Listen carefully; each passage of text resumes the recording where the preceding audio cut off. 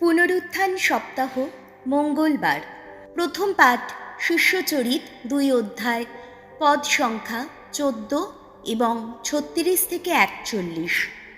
পঞ্চাশোত্তমী পর্বের দিনে পিতর উপস্থিত সকলের কাছে আহ্বান জানালেন তারা যেন মন ফিরিয়ে দীক্ষা স্নান গ্রহণ করে।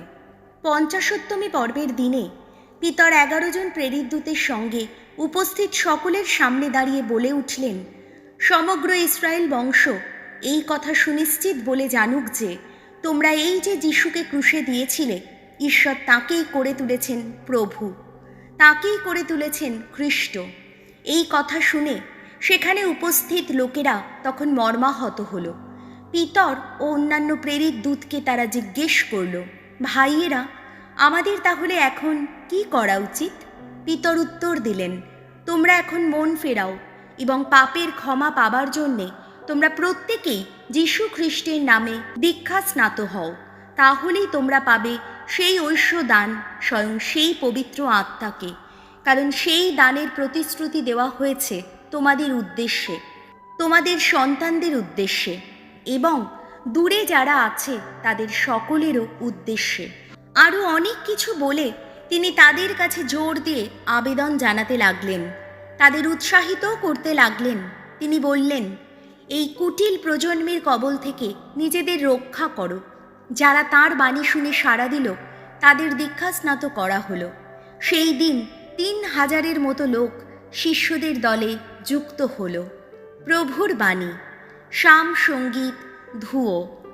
তোমার ভালোবাসায় প্রভু মর্তলোক উচ্ছ্বলিত। ন্যায় নির্ভর ভগবানের বাণী, সমস্ত কাজে সত্যনিষ্ঠ তিনি। ধার্মিকতা ও ন্যায় নীতিতে পরম প্রীত তিনি। ভগবানের ভালোবাসায় জগৎ উচ্ছ্বলিত। ধুয়ো। তোমার ভালোবাসায় প্রভু মর্তলোক উচ্ছ্বলিত। ভগবানের দৃষ্টি কিন্তু নিয়ত তাদেরই প্রতি, তাকে সম্ভ্রম করে যারা, তাঁর কৃপা প্রত্যাশী যারা, তাদের তিনি তো মৃত্যুর হাত থেকে রক্ষা করবেন, তাদের প্রাণ বাঁচাবেন দুর্ভিক্ষের দিনে। ধুয়ো। তোমার ভালোবাসায় প্রভু মর্তলোক উচ্ছ্বলিত। ভগবানেরই পথ চেয়ে আহা জাগ্রত আজ আমাদের অন্তর।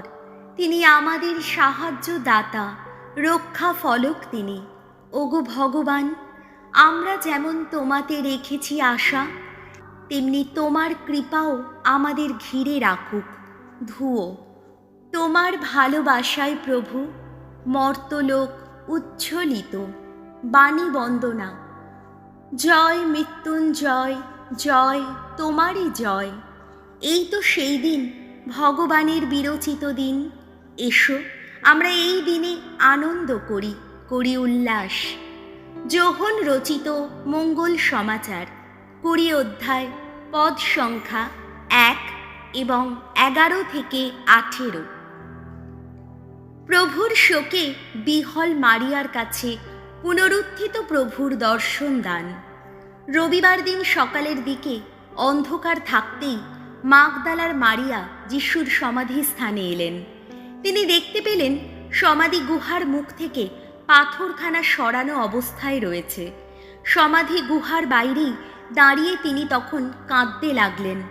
এক সময় কাঁদতে কাঁদতে তিনি নিচু হয়ে সমাধি গুহার ভেতরে তাকিয়ে দেখলেন।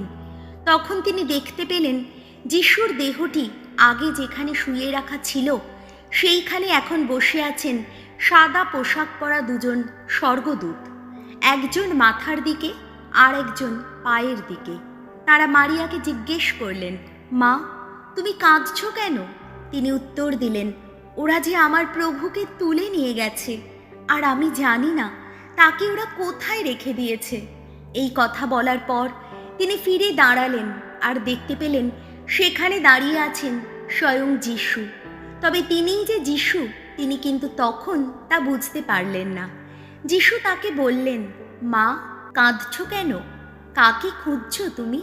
তাকে বাগানের মালি মনে করে মারিয়া বললেন, দেখুন, আপনি যদি তাকে অন্য কোথাও নিয়ে গিয়ে থাকেন তবে দয়া করে বলুন কোথায় রেখেছেন তাকে। আমি নিজে গিয়ে তাকে তুলে নিয়ে আসব। তখন যিশু তাকে বললেন, মারিয়া। তার দিকে ফিরে মারিয়া এবার বলে উঠলেন, রাব্বুনি। এই হিব্রু শব্দটির অর্থ হল গুরুদেব। যিশু তাকে বললেন, না, অমন করে আঁকড়ে ধরো না। আমি তো এখনো ঊর্ধ্বলোকে পিতার কাছে ফিরে যাইনি। তুমি বরং আমার ভাইদের কাছে যাও, তাদের গিয়ে বলো, যিনি আমার পিতা ও তোমাদের পিতা, আমার ঈশ্বর ও তোমাদের ঈশ্বর, আমি এবার ঊর্ধ্বলোকে তাঁর কাছেই ফিরে যাচ্ছি। তাই মাগদালার মারিয়া শিষ্যদের কাছে গিয়ে জানালেন, আমি প্রভুকে দেখেছি। আর যিশু তাকে যে কথা বলেছিলেন তাও তিনি তাদের জানালেন। প্রভু যিশুর মঙ্গল সমাচার।